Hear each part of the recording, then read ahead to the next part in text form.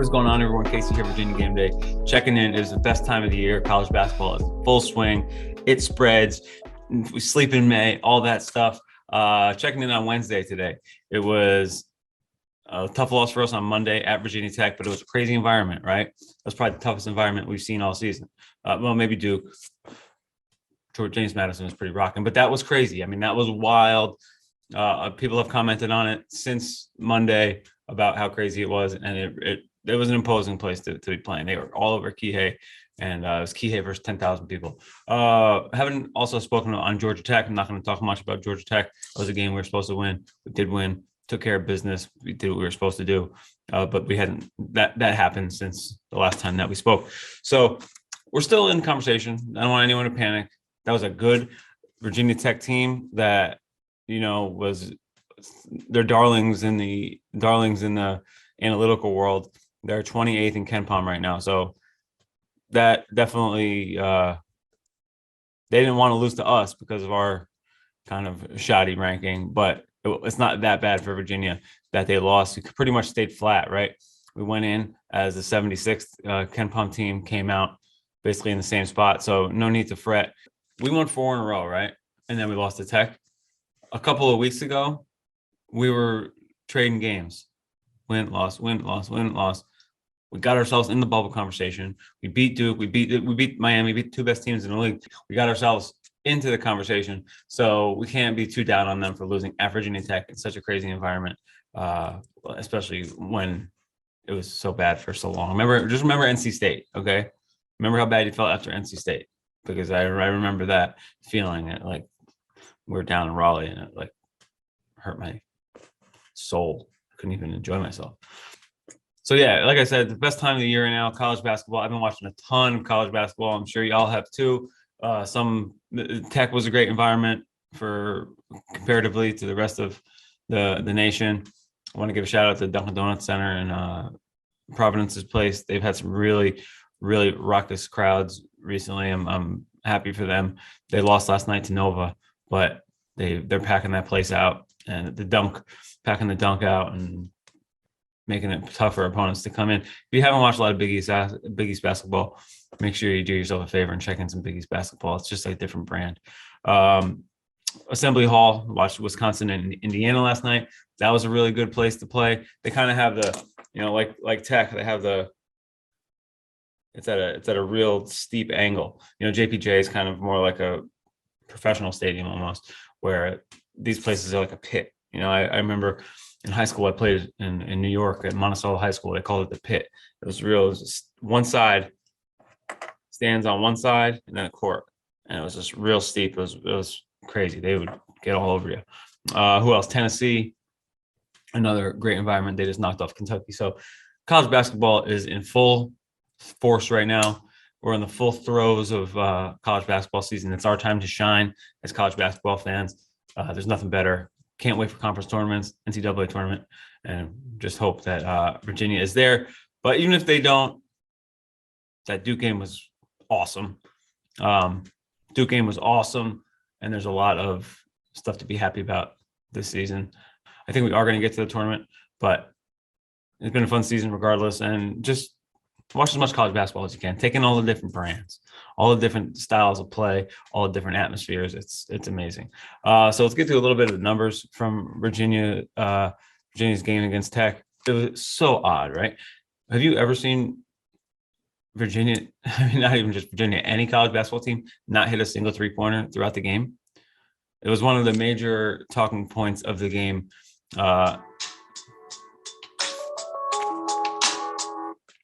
Hey, what's up? All right, no problem. All right, love you. Bye. Love you too. So yeah, have you ever seen a college basketball team not make a three-point shot? And Virginia's margin of error is so slim, right? When Kihei's not spreading the floor, hitting shots, when Armand's off, Armand rarely shoots himself back into games, right? It's either he's on or he's off. It's really hard for Virginia to win. We talked about it a ton this year. The margin of error is so slim, and when you don't make any three-pointers, it's really tough.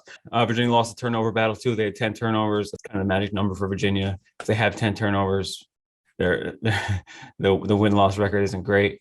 Virginia did win the rebounding battle, but they were really hurt inside by Keve Aluma from Virginia Tech. Can you imagine Virginia Tech? Can you imagine Keve Aluma playing in the Southern Conference for Wofford?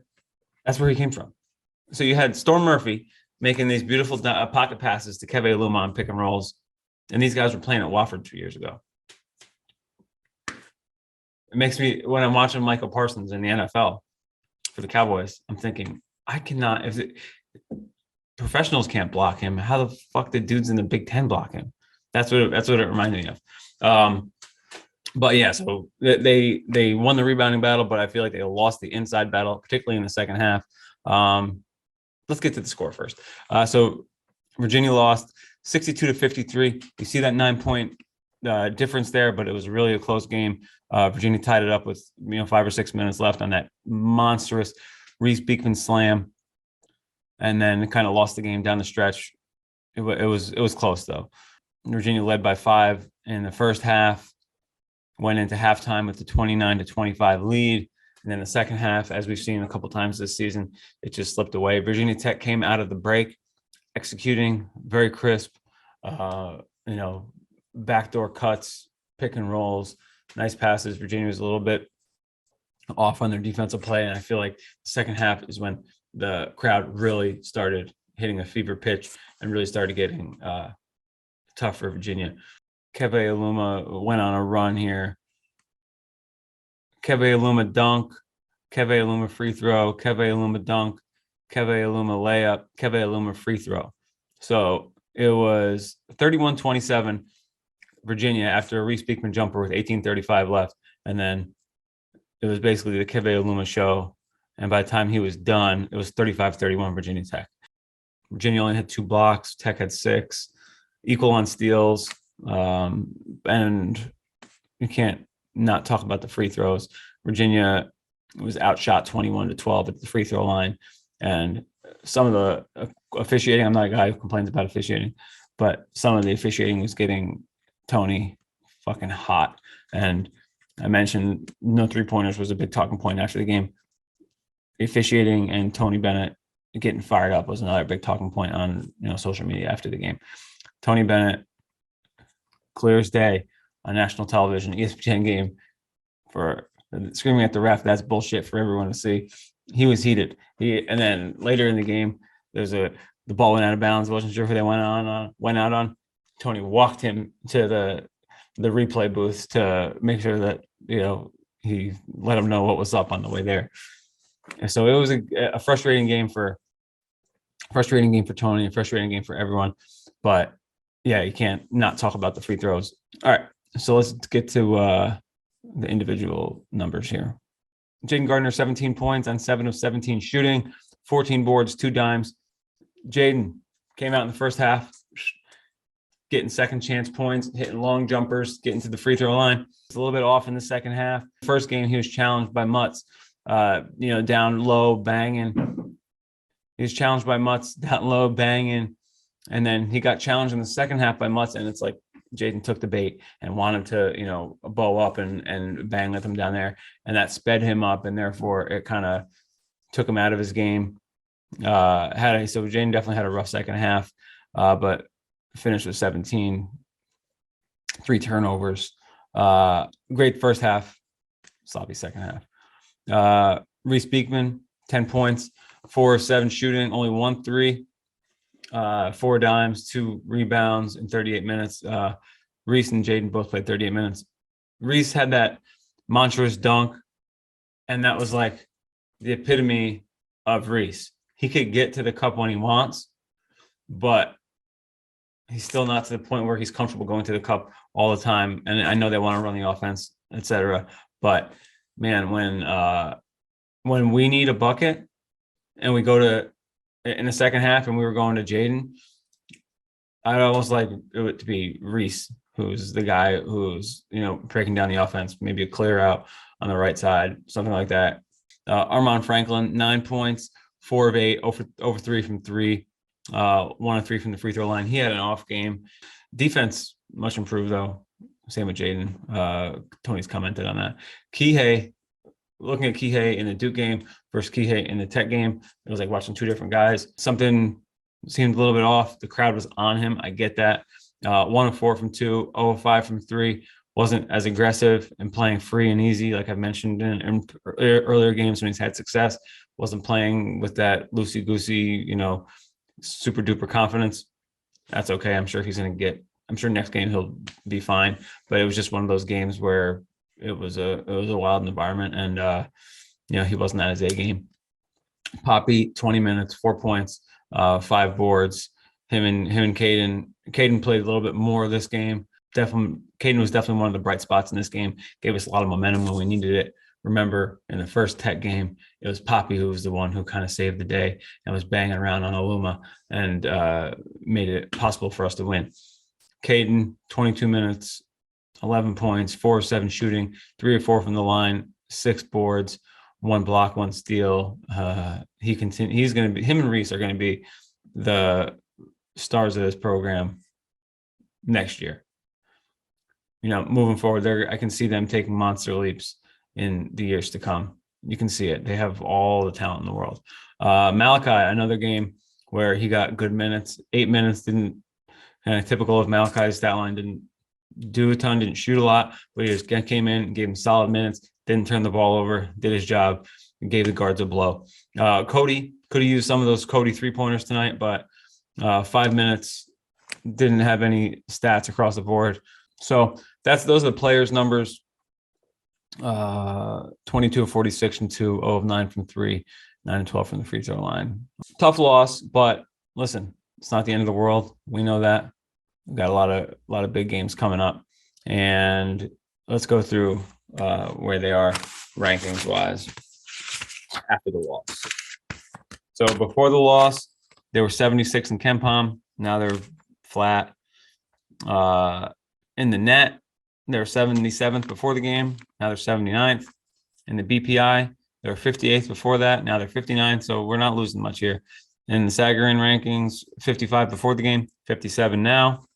KPI, 72 before the game, 77 now. T rank, 67 before, 67 after. SOR, 66 before, 67 now.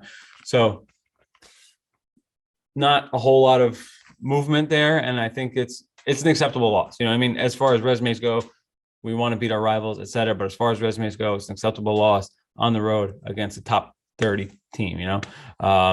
Next up, quad 1 against Miami, quad 1 against Duke. We got to get after it. We need someone to make some big shots. We don't have that classic 3-point shooter that a lot of teams have. And kind of piece it together, right? Get a couple from Kihei, 1 or 2 from Cody. Reese hits 1, maybe get 1 from Armand if he's feeling good. We don't have that guy.